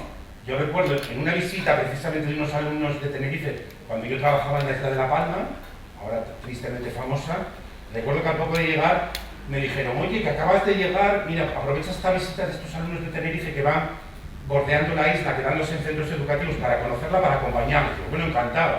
Y al poco de montar en el autobús, para congraciarse conmigo, los alumnos de secundaria empezaron a cantar aquello maricón el que no vote. Y yo recuerdo que estaba pues al lado del conductor, sentado con una profesora, y yo me negué, claro, evidentemente, a seguirles el juego. Me acuerdo que la profesora me llamó la atención y dice, oye, por favor, yo, no, es que me niego en rotundo Y fue la primera vez que yo ya empecé a tomar la conciencia que era muy importante que en la educación teníamos que cambiar las cosas porque había personas que de manera indirecta se sentían agraviadas, aludidas. Y hay otro tema, ya con esto acabo de verdad, en la Cadillada. Recuerdo que los chavales de allí del barrio, de la colonia Santa Bárbara, pues íbamos muchas veces a jugar al baloncesto, pues a un pequeño campo que teníamos allí con los internos, ¿no?, con las personas que estaban, bueno, pues en la institución, ¿no?, los mal llamados locos, ¿no? Ese es otro tema sobre el que se empieza a tomar clara conciencia, ¿no?, la situación de extrema vulnerabilidad que tienen las personas afectadas por crisis mentales. No podemos entrar en esto ahora, pero yo sí recuerdo que estábamos jugando al fútbol y se escapó la pelota, yo fui detrás de ella y entró en una dependencia y cuando llegué me encontré, estaba en un espacio vacío, pero con un montón de archivos AZ, de expedientes tirados por el suelo, y yo recuerdo que cogí uno, así al azar, y me encontré con un expediente de una persona que me pareció que debía tener muchos años, seguramente tendría 40, pero claro, con 15 años lo ves desde esa perspectiva, ¿no?, con su fotografía en blanco y negro, y bueno, junto con sus datos personales, la patología era homosexual reincidente. Y de verdad, con 15 años, cuando te encuentras con esta situación de decir, jolín, si es que yo estoy también en la misma situación y este hombre está interno aquí por este tema, no podemos olvidar que muchos homosexuales y transexuales no solamente recibieron prisión, descargas eléctricas y sobre todo, como en el caso de Anthony, le han truncado la vida, literalmente. Por eso no hay dinero que pueda reparar, Antonio, tanto sufrimiento, pero sí te quiero reconocer en nombre de todos los homosexuales y transexuales que vemos en ti a una figura que ha sido capaz de levantar la voz para luchar por su dignidad y por la de sus iguales. Muchas gracias, Antonio.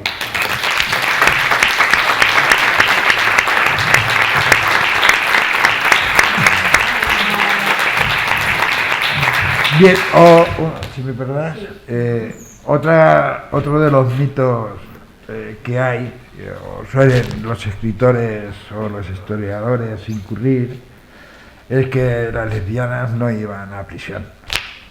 No, las lesbianas iban a prisión. Después de aplicarse la ley de peligrosidad social, las lesbianas iban a la prisión de San Juan de Dios. Anteriormente iban al manicomio. Cierto era que eran las que menos visibles eran y por lo tanto eran las que menos podían, digamos, cazar, ¿no? Pero las lesbianas iban a prisión igual que iban los homosexuales, porque he escuchado a muchos historiadores, algunos historiadores deben de estar mal informados que no van ni iban a prisión. Aquí tengo sentencias, no las voy a leer por respeto a estas personas, incluso han sido indemnizadas porque la asociación se ha preocupado de que así fuera, pero que quede claro que sí que iban a prisión, no solo iban a manicomios. Bueno, antes de dar la palabra, como tengo el micro, me voy a aprovechar y le voy a hacer un par de preguntas. Dice Joaquín que expuso muy bien su caso. Yo creo que fue excesivamente discreto con todo lo que le pasó, ha sido muy prudente. Así que yo te pediría, si te apetece, sí, que mencionaste brevemente que te tuviste que dedicar a la prostitución. Te pediría que nos contases, si te apetece, la relación entre el destierro, el por qué dedicarte a la prostitución, eso por un lado. Y por otro, con respecto a las indemnizaciones, que ya nos imaginamos que si solamente fueron 116 las aprobadas, los 4 millones de euros no se acabarían. No. ¿Cómo se canaliza la petición? ¿Cómo se difunde? Porque yo, por ejemplo, no tenía ni idea de que eso se podía solicitar, ¿no? Sí. Entonces, ¿cómo hacéis desde la asociación para que eso se sepa? Bueno, empiezo por la cuestión de la prostitución, que es la primera pregunta que tú me has realizado. Yo estoy en Denier desterrado, a 100 kilómetros. Yo dije, cuando me señalaron cuántos kilómetros tenía que estar desterrado de mi pueblo, que eran 100, pues dije, me voy donde tengo familia, Denia, que son 100 kilómetros, ni uno más, ni uno menos, pero a 100, dicen 100, 100. Estuve trabajando con mi tío en la construcción y ya llega un momento en que, a pasar el año, se cierra el expediente. Y mi tío, que era una persona de derechas, no un garrulo, sino pero de derechas, ¿no? Me dijo, Antonio, tú tienes que ser tú y tienes que hacer tu vida.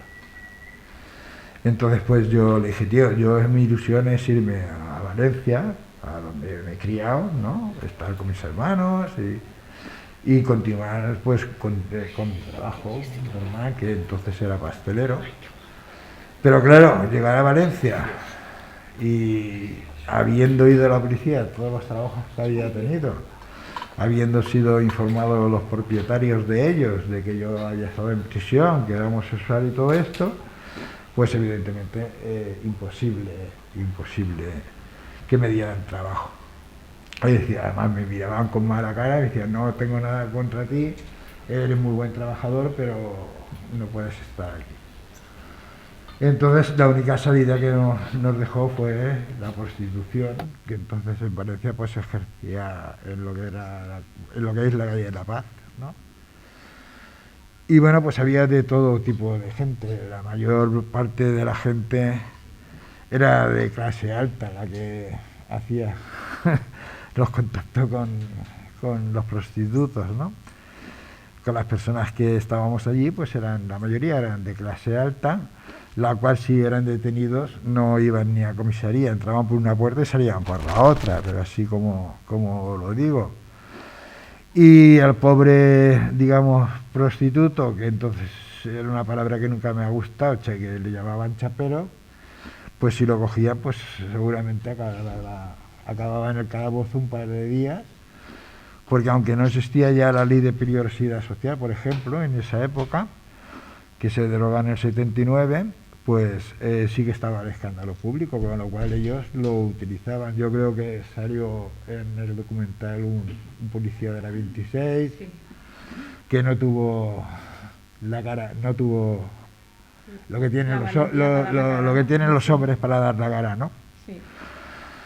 Y bueno, pues seguramente hubieran ido al calabozo, hubieran recibido una paliza tremenda, porque eran unos bestias enormes.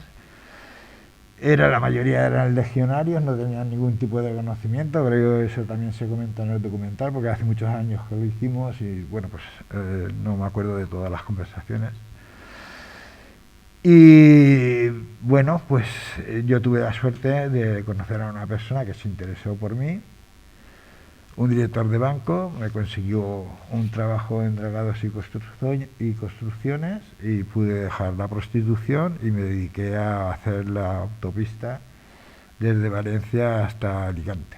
Y esa fue mi tabla de salvación, y el salir de la prostitución y empezar a ser un ciudadano, entre comillas, normal, ¿no? Aunque aún seguimos fichados, por desgracia hemos tenido hace poco un pleito con... que esto también lo decía la vicepresidenta, ¿no? Hemos tenido un pleito con la Agencia de Protección de Datos, pues que muchas veces tenemos problemas.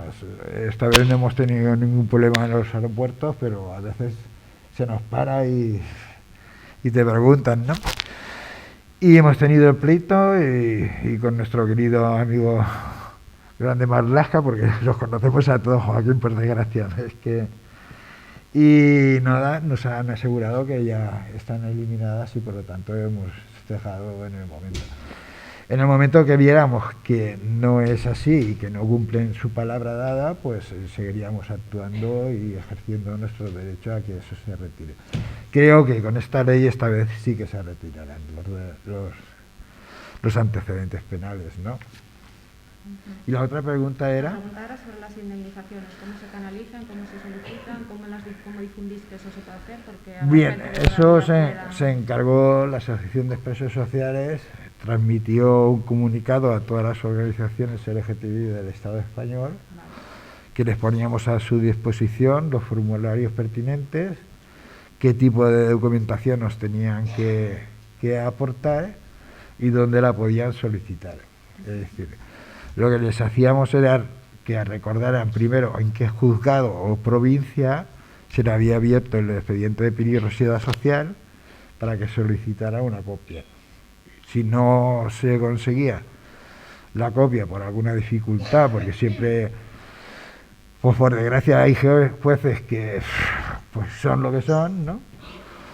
Pues que se dirigen a la policía o a la Guardia Civil para que certificara, como tengo aquí un documento, que había estado preso tanto tiempo, o la Dirección General de Instituciones Penitenciarias, que entonces era Dirección General, y se lo certificara, pues con la cual con el de Gallizo tuvimos una serie de reuniones, y con el Ministerio de Justicia se enviaba una carta al Ministerio de Justicia y el mismo Ministerio de Justicia solicitaba el expediente del afectado, que reenviaba un oficio al juzgado para que se lo entregara, porque tenía derecho a las indemnizaciones.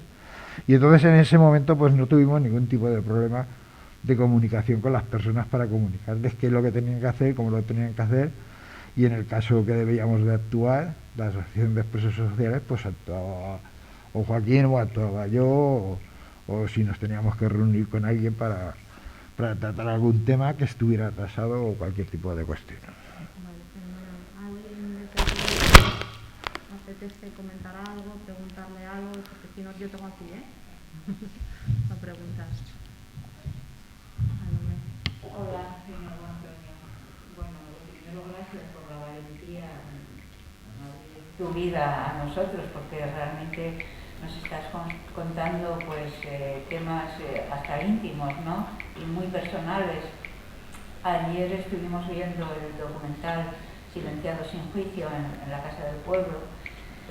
Y bueno, desde luego es impresionante, pero solamente quería comentar aquí un detalle que también viene a colación con el resto del tema que abarca la memoria democrática o memoria histórica, que es el no reconocimiento. Yo creo que hoy en día nadie duda que, por ejemplo, aquellas prácticas que hacían los precolombinos de sacrificio de seres humanos, que desde luego eran tremendas y que no se puede realizar hoy en día.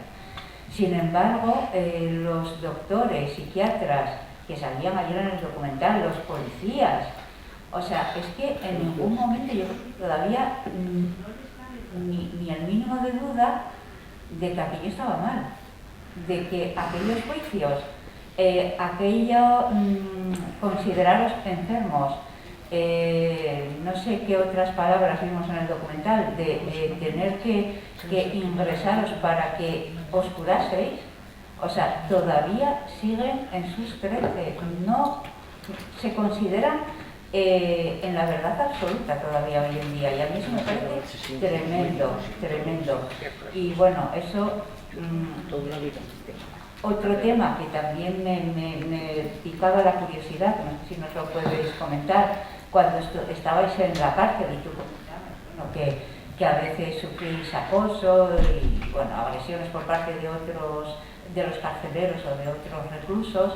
No sé si entre vosotros también tenéis algunos grupúsculos de defensa, como mini familias o mini grupos en las que os podíais refugiar y proteger unos a otros de aquellos acosadores que se suponía que os tenían que, bueno, los carceleros o los de la institución penitenciaria.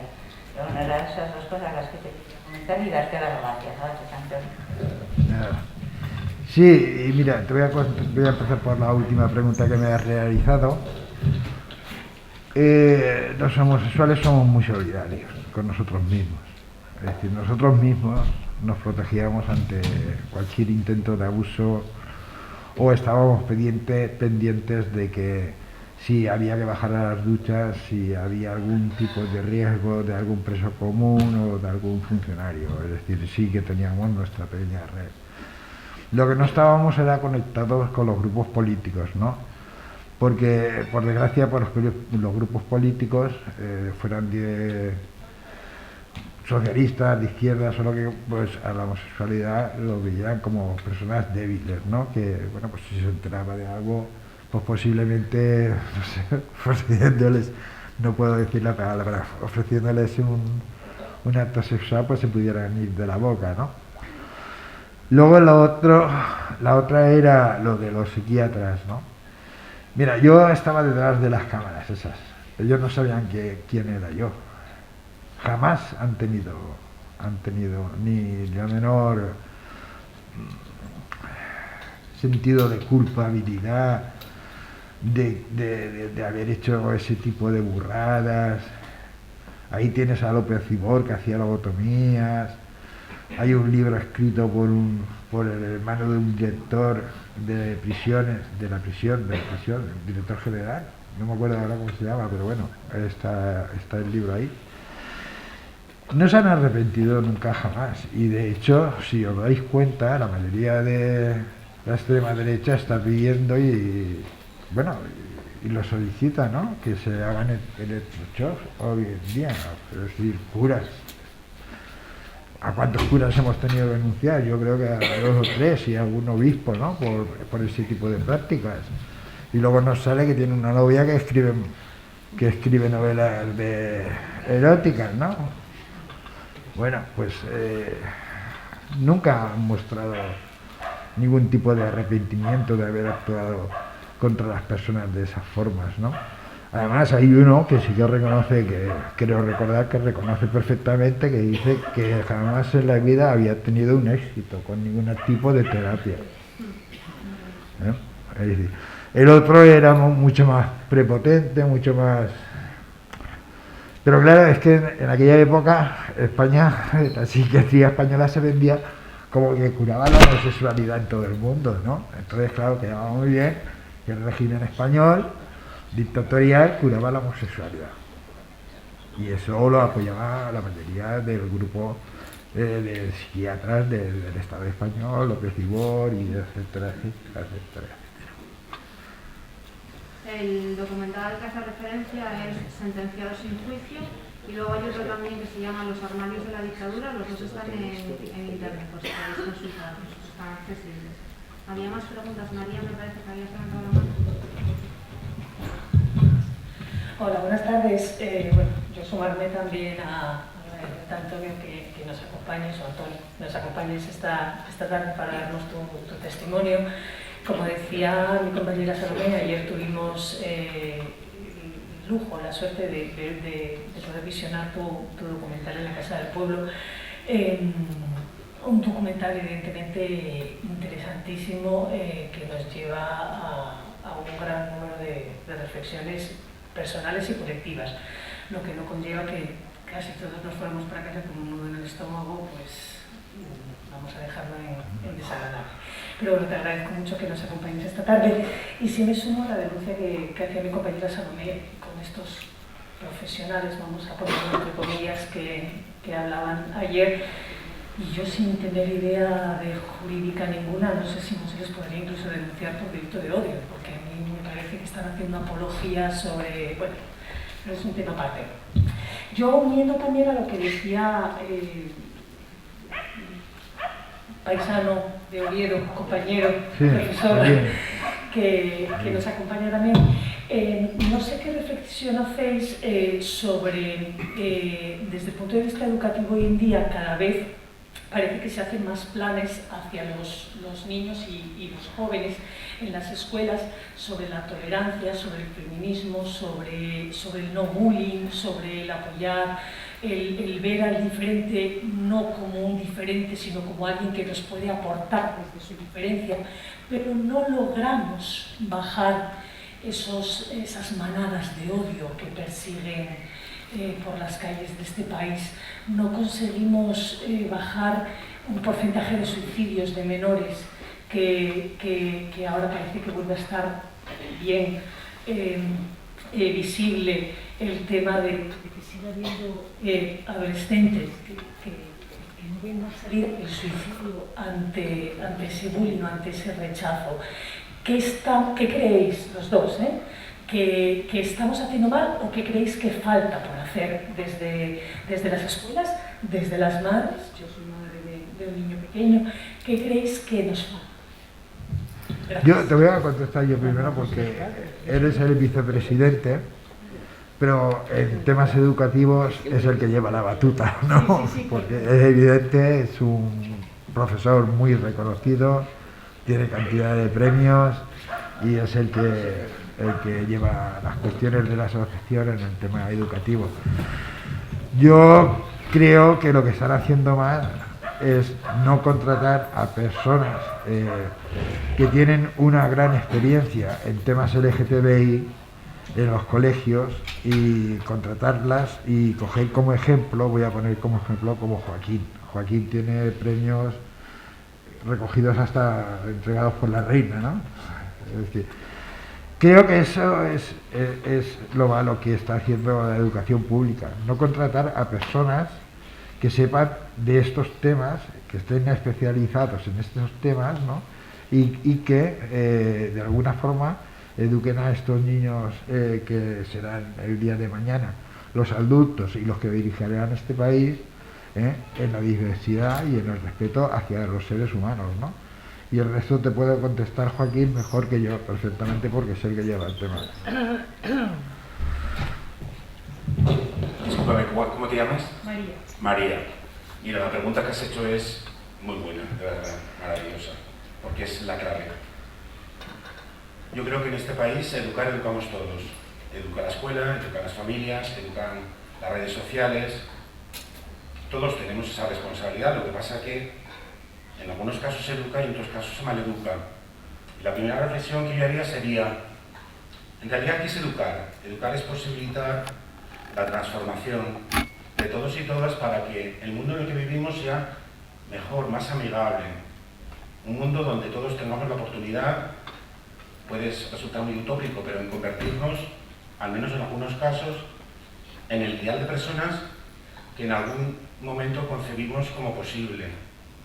Y para eso es fundamental que se pueda dar en una situación de plena libertad. Entonces yo creo que los profesores estamos obligados también a hacer como un ejercicio de introspección personal para reconocer también las muchas limitaciones que tenemos. Yo al menos así me veo. Yo me acabo de jubilar hace 2 años, escasamente, y ahora que soy como un adolescente de la tercera edad, así me quiero ver, pues digo, pues todo lo poco que he podido aprender, o mi propia experiencia personal, me encantaría ponerla al servicio de la sociedad para, aunque sea un pequeño granito de arena, ¿no? Poder mejorar aquello que yo percibo como inadecuado, porque lastra todavía, lamentablemente, muchas vidas. Y la clave también lo has apuntado de manera indirecta. Yo creo que la clave es contar con las familias, es fundamental. O sea, se hace necesario que en los centros escolares reconozcamos que tenemos un problema grave de convivencia, que es el mal llamado bullying, el acoso escolar, y que para poder combatirlo es necesario que se pongan en marcha distintas iniciativas, no solamente una, sino que focalicemos dónde está el problema y ver de qué manera todos y todas, al unísono, podemos combatirlo. Y muchas veces, más que combatir un problema que se da, parece más oportuno prevenirlo, ¿eh? Y entonces, hemos puesto en marcha, desde la Asociación de Expresos Sociales, pues iniciativas educativas de lucha contra la LGBTI-fobia, ¿no? Contra el acoso a las personas que no se reconocen en la heterosexualidad. También es un 10% de la población, pero que al final afecta a todo el mundo, porque un niño LGBT, pero también por otras causas, que es acosado, también se ve afectada a la propia familia. Este es un problema que va creciendo, ¿no? Y además las redes sociales, lamentablemente, pues sí que están muy bien, pero también tienen a veces efectos demoledores, ¿no? Porque sobre todo los adolescentes, pues no sé, cuando ven, por ejemplo, Instagram, perciben un mundo feliz que ellos no sienten cercano, y eso les genera muchísima frustración. Un mundo en el que es tan competitivo y donde existen tantos mensajes tan negativos respecto a ese mundo en el que van percibiendo cómo paulatinamente se va volviendo más amplio, ¿no? Entonces, yo creo, María, que se hace absolutamente fundamental que la escuela del siglo XXI se abra a la sociedad, y que abrir las puertas de la escuela a la sociedad significa que puedan entrar organizaciones no gubernamentales para que personas como Antonio, que han vivido en primera persona los efectos demoledores que tiene la homofobia y cómo ésta ha lastrado muchas vidas, ese mismo ejemplo lo podemos tener en mujeres maltratadas, en personas que por venir de otras partes del mundo han sufrido la xenofobia, o personas sencillamente porque tengan sobrepeso y lleven gafas o tal, por distintas casuísticas, pues se han encontrado con el muro de la intolerancia.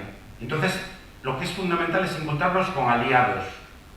Y yo creo que el éxito, si me lo permitís, de alguna de las propuestas que hemos puesto en marcha, está en que hemos contado con las familias, que se sientan protagonistas los padres y las madres.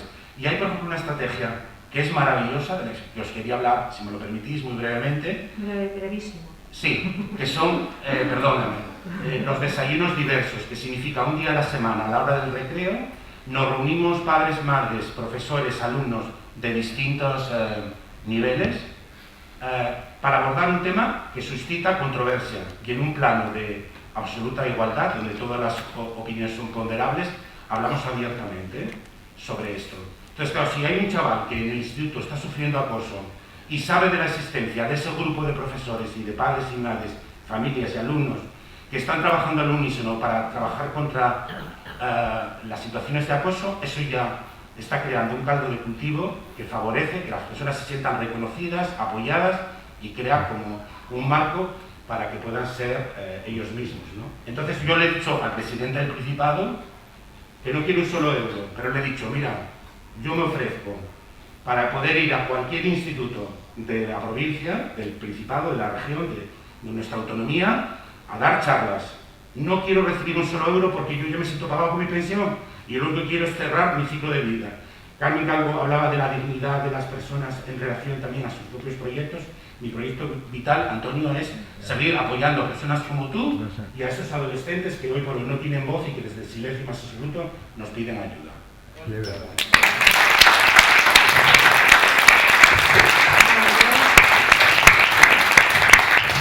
Soy una mandada y creo que estamos con el tiempo justo o no.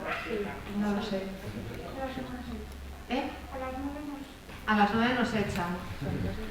Así que entre que recogemos y demás, yo creo que vamos a dar por finalizado. Bueno, a Alberto le dejamos. Sí.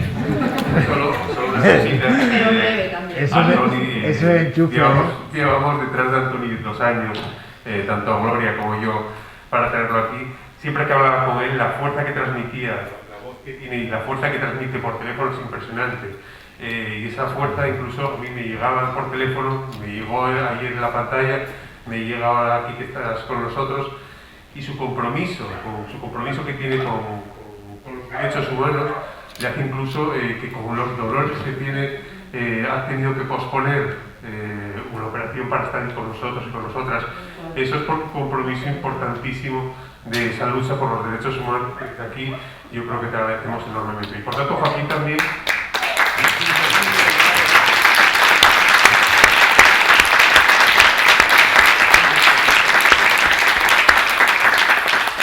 También que en cuanto hablé estuve media hora con él hablando, porque como somos docentes y la temática realmente creemos que también es importante las aulas, estuvimos media hora hablando, o sea que también muchísimas gracias por estar aquí.